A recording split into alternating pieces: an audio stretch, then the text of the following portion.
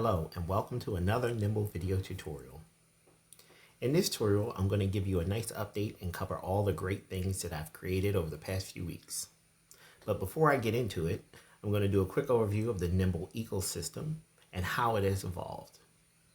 In this little diagram, you can see all of the microservices and how they are connected to form the backbone of my platform. The login microservice is the center, handles the authentication of all sessions.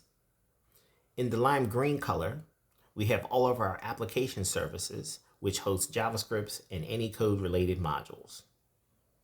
The brownish color is the component repository, which is somewhat like a GitHub for Nimble components and plugins. The BS1 and BS2 microservices are the Nimble build services used to build mobile applications. The forum is basically a social media template prototype, and it's still currently in development, but moving along nicely. Basically, it's a generic messaging and social media platform engine. Last but not least, the store 1 through 3 represents the Nimble version of what I would call as an Amazon S3 bucket. Because why would I pay for an S3 bucket when I can just build my own? Oh, and how could I forget the Nimble Chat microservices? These services power the XChat mobile app. So you can see the ecosystem has been evolving nicely. Now let's get into it. The creation of the Nimble data bucket was actually a byproduct caused by my wife. She inspired me to build this Uplift application. It's just a mobile slideshow that shows inspirational quotes that you find online. The application curates them together and then displays them on your mobile device. It gathers images for the slideshow and fades them in and out. And in designing this application, I built a web scraping tool. Later, I automated that data collection tool to be the data oracle that we have today. Most of the work this week, I consulted ChatGPT to help with the design. And I didn't fully appreciate the power until it was completed. It is now my data powerhouse. I can programmatically allow it to go out and grab and search data on the web and store it for me in my own local database. With the data store, I can search and build triggers. These triggers allow the service to collect information and populate the store with new information daily. This idea led me to create my news data collection triggers. It has already started and been used to collect data over the past few days, and it will continue to gather data in the future. Once I had the data collected, I started working on my full stack news application.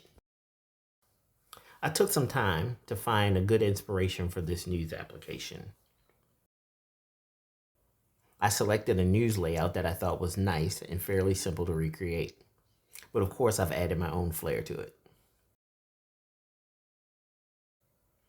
This is the end result of the Figma design that inspired the application's components.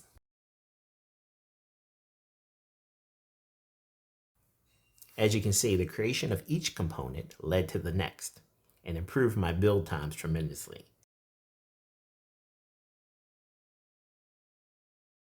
I was able to build the entire news app in just about a week. So let's refresh this guy and take a look at the full stack news application.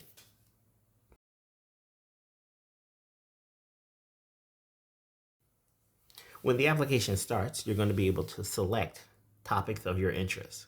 This news application is specifically designed for people who are in the technology space. And then of course, it will curate and display all of your day's articles in a nice format. Along the top of the app, you'll see the various categories in which you can view articles.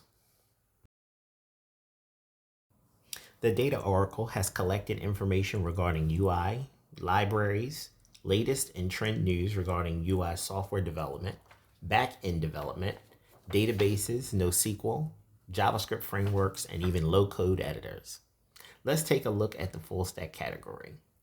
The entire app is powered by my data collector, so I'm able to curate and run various queries, get images, and go through social media posts if necessary, all in my own data environment.